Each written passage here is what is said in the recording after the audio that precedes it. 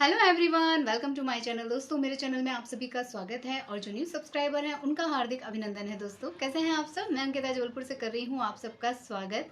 दोस्तों, मैं हमेशा अपने इधर बीच व्लॉग में आप लोगों को बता रही हूँ कि उत्कर्ष के एग्ज़ाम्स चल रहे हैं और ठीक ठाक ही एग्ज़ाम्स जा रहे हैं। मैं जिस हिसाब से इसको देखती हूँ कि मेहनत करता है, पढ़ता है, या जितनी भी इसकी समझ है उस हिसाब से मुझे लगता है कि ठीक है, चलता है। थोड़ी बहुत स्पेलिंग मिस्टेक या हैंड राइटिंग में थोड़ी सी प्रॉब्लम ये कर देता है। कभी बहुत बारीक लिख देगा, कभी बहुत बड़ा बड़ा लिख देगा, तो ये सब थोड़ी थोड़ी सिली मिस्टेक ये हमेशा ही करता है। शुरू से इसकी मैम लोग यही बोलती हैं कि ये सिली मिस्टेक्स करता है। और मेरे व्लॉग्स में कई सारे ऐसे पेरेंट्स हैं जो कुछ चीज़ें जानना चाहते हैं उत्कर्ष के बारे में या मेरे बारे में कि मैं कैसे उत्कर्ष को पढ़ाती हूँ, क्या करती हूँ। हाल ही में इनका एक रिजल्ट आया था, वो मैंने अपने कुछ बहुत ही क्लोज फ्रेंड्स के साथ उसे शेयर किया था।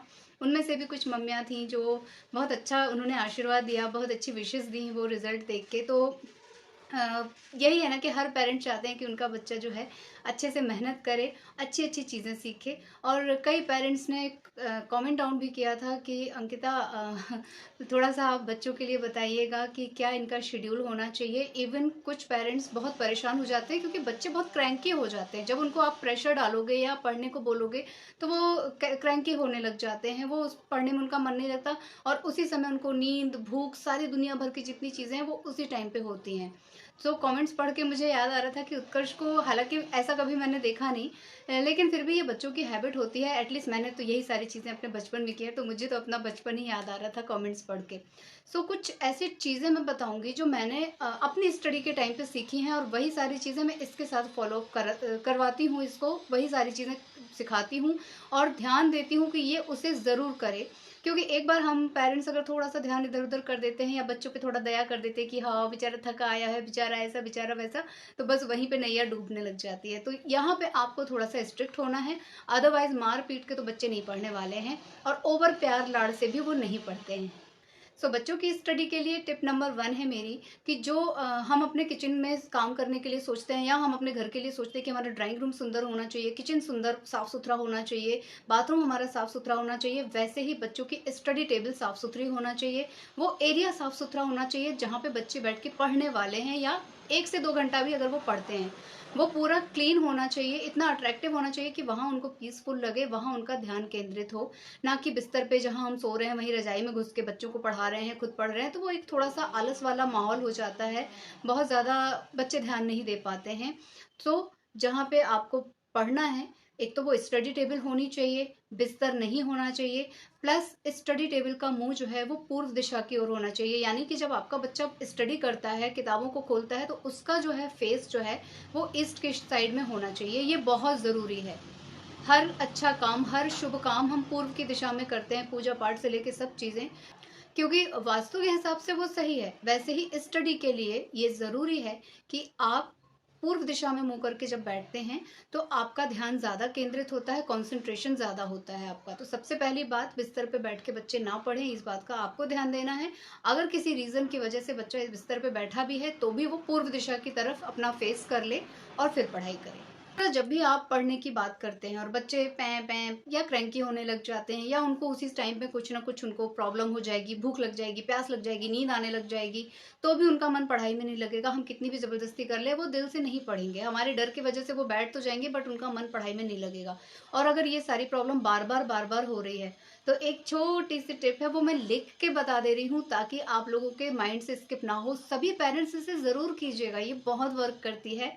मैंने की है और उत्कर्ष को मालूम है। जब भी कभी ऐसा होता है तो ये खुद से बोल के मुझसे करवाता है। जैसे कभी कभी ये मुझसे बोलता है मेरी नज़र उतार दो, वैसे ही स्टडी के लिए भी ये कभी कभी ये सारी चीज़ें मुझसे करवाता है, क्योंकि मैं हमेशा शुरू से करती आ रही हूँ।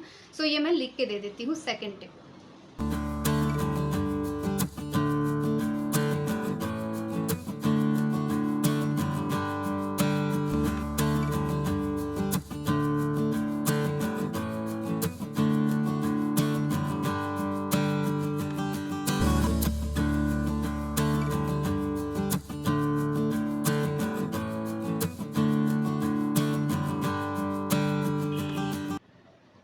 और इसके अलावा एक बहुत ही इम्पॉर्टेंट पार्ट कि जब आपका बच्चा स्कूल से आता है, ऑब्वियसली इतने सारे पीरियड्स वो अटेंड करके आया है, तो खेल खेल में सही, लंच टाइम में सही, जैसे भी हो, आप बच्चों से ये ज़रूर जान लीजिए कि वो क्या पढ़ के आए हैं, आज मैडम ने उनको क्या नया पढ़ाया, अगर रिवीजन भी करवाया है तो क्या करवाया है, वो उनसे ही पूछे कि तुमको क्या समझ में आया, ये कॉन्सेप्ट तुम मुझे भी समझाओ। तो उससे बच्चों की तुरंत की तुरंत वहाँ पे प्रैक्टिस हो जाती है। कई बार ऐसा होता है कि बच्चे सुबह स्कूल से गए, दोपहर में आए, खाना खाया, खेलने चले गए, खेल के आए, थोड़ा आराम करने लग गए और फिर पढ़ने बैठते हैं, इतने में उनके माइंड से काफ़ी सारी चीज़ें स्किप हो जाती है। तो जैसे ही वो स्कूल से आते हैं उनको किताब कॉपियाँ बिल्कुल मत टच करने दीजिए, लेकिन अगर पॉसिबल हो ओरली उनके साथ आप कन्वर्सेशन कीजिए, और मुश्किल से आपको 10-15 मिनट का ये कन्वर्सेशन करना है। ओरली आप बस उन सारी चीज़ों को उनसे पूछ लीजिए कि उसने क्या समझा, क्या नया सीखा, और अगर नया नहीं सीखा तो क्या रिवीजन हुआ।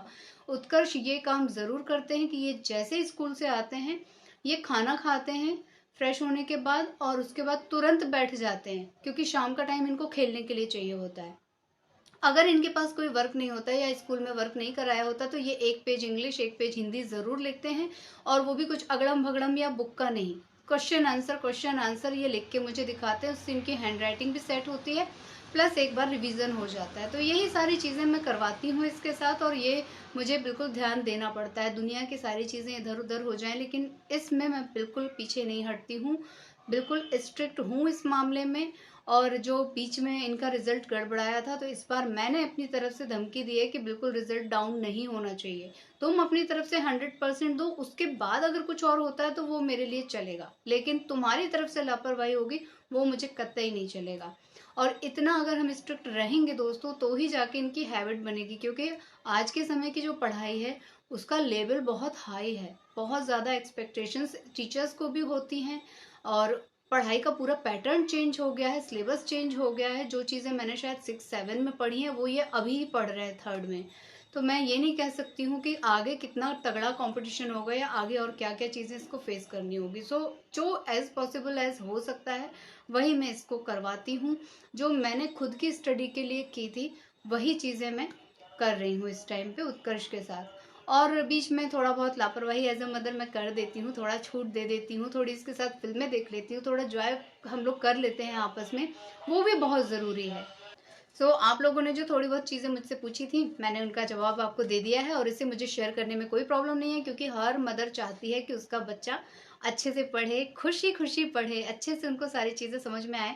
वही चीज़ें मैं चाहती हूँ, और कई बार मेरे सामने ऐसे टास्क आ जाते हैं कि वो मुझे खुद कॉन्सेप्ट समझ में नहीं आता कि मैं इसको कैसे एक्सप्लेन करूँ, तो घर के बाकी मेंबर्स की मैं हेल्प लेती हूँ, अदरवाइज मैं मैडम तक ये मैसेज पहुँचा देती हूँ कि इसे प्लीज़ एक बार फिर से एक्सप्लेन कर दीजिए, और वो कर देती हैं। तो ये हम सबके बीच में ये तार बना रहना बहुत ज़रूरी होता है। उसे जैसे मेंटेन कर सकती हूँ वो सब कुछ आप लोगों के साथ मैंने शेयर कर दिया है। जो थोड़ा बहुत मैं वास्तु टिप्स पे विश्वास करती हूँ वो भी मैंने आप लोगों को बता दिए, और वो बहुत इफेक्टिव होते हैं दोस्तों। ज़रूर से अपने घर में अपने बच्चों के साथ कीजिएगा। इसी के साथ मैं आज का व्लॉग यहीं पे एंड कर ले रही हूँ, आप लोगों से ले लेती हूँ विदा। मिलूंगी अपने नेक्स्ट वीडियो में, लेकिन जाने से पहले अगर वीडियो पसंद आई है तो प्लीज़ इसे लाइक कीजिएगा, और अपने प्यारे प्यारे से कॉमेंट करना मत भूलिएगा, और अपना ढेर सारा आशीर्वाद और प्यार देते रहिएगा। बाय बाय, अपना ख्याल रखिएगा दोस्तों। Bye bye and thank you for watching.